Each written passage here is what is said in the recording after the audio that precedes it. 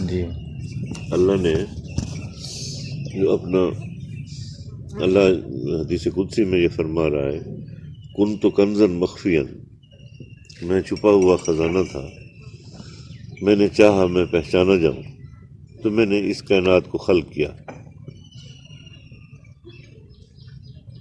یہ سب کچھ اللہ نے بنایا اپنی پہچان کے لیے۔ اب میں پوچھنا چاہتا ہوں کہ اس کی پہچان کیسے ہوگی، جبکہ قاعدہ اور کلیہ یہ ہے، اللہ کہتا ہے کہ اثر کو دیکھ کر مؤثر کو پہچانو، روشنی کو دیکھ کر، دھوپ کو دیکھ کر تو سورج کی شناخت ہو جائے گی، جی اندھیرے کو دیکھ کر تو رات کا پتہ چل جائے گا۔ مجھے بتائیں اللہ کی شناخت کیسے ہوگی، اس کی پہچان کے معرفت کیسے ہوگی؟ جی دھوپ کو دیکھیں تو سیدھا پتہ لگتا ہے وہ سج ہے۔ ٹھیک ہے، سمجھ آ گئی۔ اب اللہ کی اللہ کا پہچان، اثر کیا ہاں ہے؟ اللہ نے بنایا ہے کائنات کو جی کہ میری پہچان ہو، میری معرفت ہو، دنیا کو میری معرفت ہو، لوگوں کو میری پہچان ہو، میری مخلوق کو میری معرفت ہو۔ اب اس کی معرفت کیسے ہوگی؟ وہ نظر بھی نہیں آتا،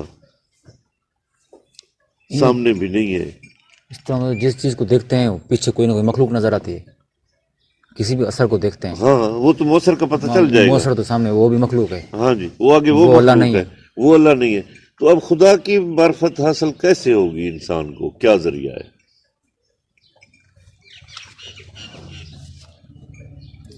اچھا، یہ جو اللہ کہتا ہے کہ اثر کو دیکھ کر مؤثر کی شناخت ہو سکتی ہے، تو اس سے پھر بزرگوں نے یہ نتیجہ اخذ کیا کہ بھی ہاں جی بالکل ہو سکتا ہے۔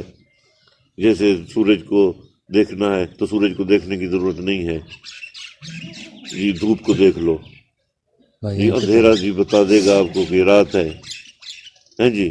تو اسی طرح مرشد کو دیکھنے کی ضرورت نہیں ہے، مرید بتا دے گا کہ یہ اس کا مرشد کیسا ہے، ٹھیک ہے۔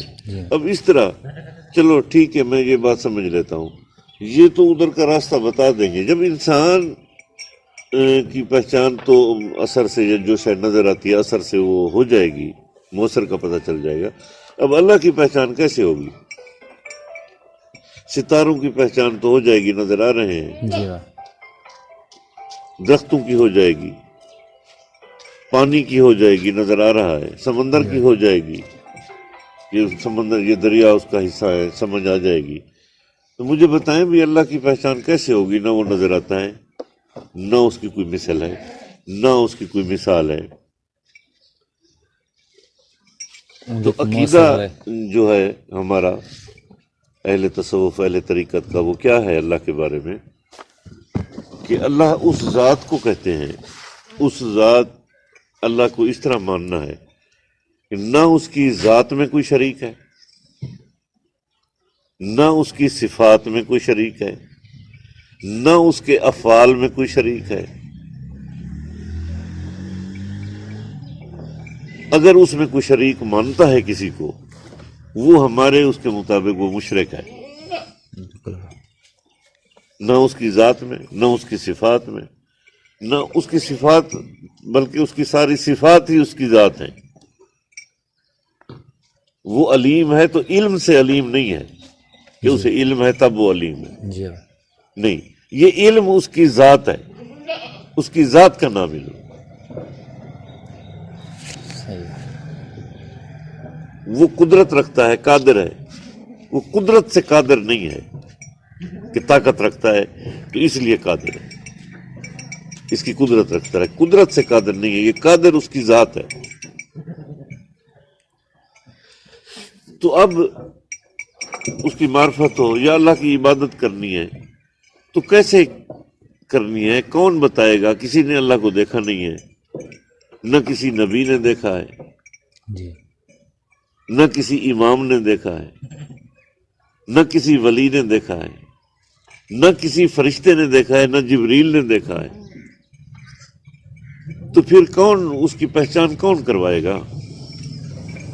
نہ کسی جن نے دیکھا ہے اس کی پہچان، جبکہ اس کا مقصد یہی تھا کہ میری معرفت ہو، میری پہچان ہو۔ اب میں فرض کرو چاہتا ہوں کہ مجھے اللہ کی معرفت، میں چاہتا ہوں کہ مجھے اس کی پہچان ہو، اب مجھے کیسے ہوگی؟ کون بتائے گا؟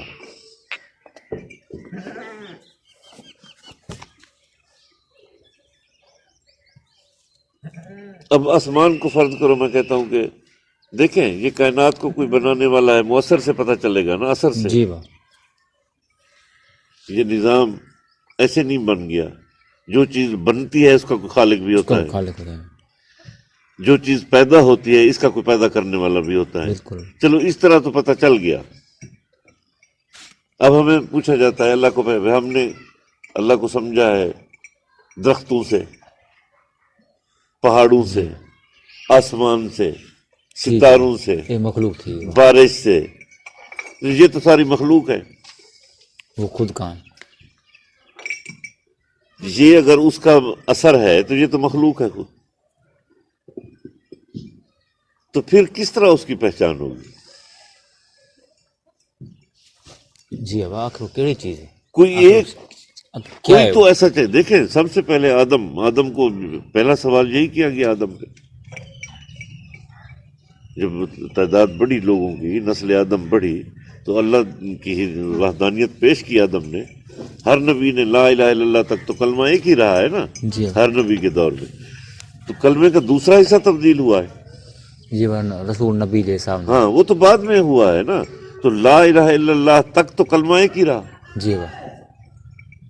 لا الہ الا اللہ آدم صفی اللہ، لا الہ الا اللہ نوح نجی اللہ، لا الہ الا اللہ موسیٰ کلیم اللہ، لا الہ الا اللہ ابراہیم خلیل اللہ، لا الہ الا اللہ عیسیٰ روح اللہ. تو یہ تو دوسرا حصہ بدلتا رہا ہے نا. پہلا حصہ تو ہر دور میں وہی رہا، جی لا الہ الا اللہ. تو یہ لا الہ الا اللہ پیش کیا آدم نے. تو آگے سوال ہوا کہ حال رأیت ربک، کیا تو نے اپنے رب کو دیکھا؟ پہلا سوال بھائیو. تو پہلا سوال جب یہ ہو تو آدم کو کیا جواب دینا چاہیے تھا؟ ہاں میں نے دیکھا. اس نے دیکھا تو تھا نہیں، اور نبی جھوٹ تو بولتا نہیں. تو اس نے کہا اللہ میں نے نہیں دیکھا. تو پھر تم اس کا تعارف کیسے کروا رہے ہو؟ سوال بن رہے با. اس کی پہچان تم نے تو دیکھا ہی نہیں ہے. اور ہر نبی سے یہ سوال اس کے دور میں ہوا. 1,24,000 نبیوں پہ یہ سوال ہوا، حل رأیت ربک، کیا تو نے اپنے رب کو دیکھا؟ تو سب نے کہا اللہ میں نے نہیں دیکھا. اور یہی سوال ہمارے رسول سے بھی ہوا کہ حل رأیت ربک. ابو جہل نے کیا، کیا تو نے اپنے رب کو دیکھا؟ تو یہ وحد ترا امتیاز ہے میرے رسول کا صلی اللہ علیہ وآلہ وسلم کہ میرے رسول فرماتے ہیں نام، ہاں میں نے دیکھا. محمد اسے جھک کیسے سکتا ہے جسے اس نے دیکھا ہی نہ ہو؟ کیفا ہوا، اگلا سوال کر دیتا ہے وہ. کیسا دکھتا ہے؟ کیسا ہے وہ؟ تو میرے بھائیوں، اللہ کو اس کی معرفت کے لیے اللہ کو ایک ذات، جب کچھ بھی نہیں تھا، نہ زمین تھے نہ آسمان تھے. چلو ہمیں تو اللہ کی معرفت ہو گئی آسمانوں سے کہ اس کا کوئی بنانے والا ہے، پہاڑوں سے، درختوں سے، دریاؤں سے. جی یہ ہمیں تو پتہ چل گیا، انسانوں کو پتہ چل گیا کوئی خالق بھی ہے. کوئی ہے اللہ. جب یہ کچھ بھی نہیں تھا، نہ سورج چاند ستارے، جی واہ. نہ کواکب، نہ فرشتے، نہ جنات، کچھ بھی نہیں، بس وہ تھا، اللہ تھا، اور اس کی وحدت کی تنہائی تھی. اس کا پھر یہ ارادہ ہوا کہ میری پہچان ہو. تو اس نے سب سے پہلی اول خلق اللہ ما نوری، حضور فرماتے ہیں کہ سب سے پہلے اللہ نے میرے نور کو خلق کیا، حقیقت محمدیہ کو خلق کیا. اب انہیں کیسے پہچان ہوگی اللہ کی حضور کو؟ تو پھر یہ ماننا پڑے گا کہ انہوں نے اللہ کو دیکھا، بالمشافہ دیکھا. جی وجہ اللہ کہہ رہا ہے کہ میری پہچان ہو، یہ ارادہ کیا کہ میری پہچان ہو. ہاں میری پہچان. اب خود کون کو خود پہچان سے کرے؟ بنایا نا حضور. ہاں جی. تو وہ حضور تو نہیں، وہ تو خود سے خود کو بنایا. اب خود سے جب اپنی ذات سے، اب حضور فرماتے ہیں کہ میرا نور اس طرح اللہ کے نور سے جدا ہوا جیسے روٹی کا ایک ٹکڑا. تو ایک منافق کھڑا ہو گیا کہ یا رسول اللہ اگر آپ کا نور اللہ کے نور سے جدا ہوا ہے پھر روٹی کا ٹکڑا اگر روٹی سے توڑ لو تو پھر روٹی تو ناقص ہو جاتی ہے، روٹی تو عیب دار ہو جاتی ہے. جی تو سرکار فرماتے ہیں جاہل نہ من، ایک چراغ جل رہا ہو تو اس سے دوسرا جلا لو، 5واں جلا لو، 12واں جلا لو، 14واں جلا لو، تو پہلے کے نور میں بھی کوئی کمی نہیں آئے گی، وہ ناقص نہیں ہوگی.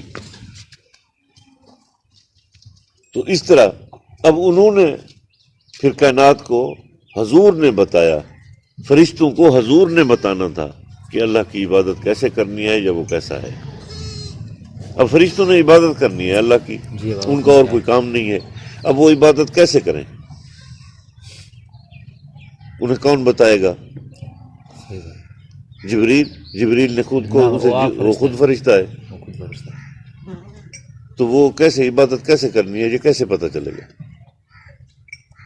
تو کوئی تو ایسی ایک ہستی چاہیے نا جو دو جہت میں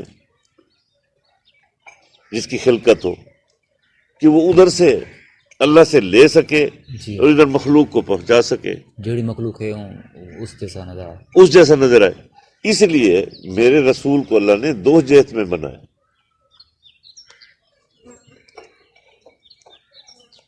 ادھر سے اب جس نے اسے دیکھا اس نے اسے اپنے جیسا سمجھا، جب اس کو پیغام دیا جی انسانوں کو دیا، انہوں نے یہ کہنا شروع کر دیا ہم جیسا. ہم جیسا. اب جب حضور نے خود یہ بتایا کہ میں ہوں کون، تو انہوں نے تو مولا کائنات جیسی ہستی اور صحابہ کرام اور جتنے بڑے بڑے اکابرین صحابہ ان کو کہہ دیا ایوکم مثلی، تم میں کون ہے میری طرح.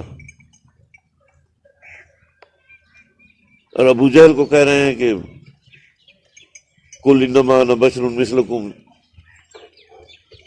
اور انہوں نے سمجھا کہ دیکھو اللہ نے کہا ہے، بھی اللہ نے کہا ہے نا میرے حبیب کہہ دو انہیں انا بشر مثلکم، تو مثل بشر ہوں، بشر نہیں ہوں. حقیقت میری بشر نہیں ہے، میں مثل بشر ہوں، میں مثل نور ہوں، میں نور بھی نہیں ہوں. یہ نور کہنا بھی ہم اس لیے کہتے ہیں ہمارے پاس اس سے بڑا لفظ نہیں ہے، ورنہ نور کہنا حضور کی توہین ہے. یہ نور تو یہ ستارے بھی نور ہیں، شمس و قمر اللہ نے قرآن میں کہا والشمس والقمر نورن، یہ بھی نور ہے.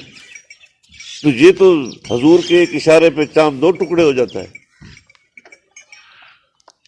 جبریل یہ نوریوں کا سردار ہے، وہ حضور کے سامنے آتا تھا تو کانپ رہا ہوتا تھا، اس کے جسم پہ لرزہ ہوتا تھا.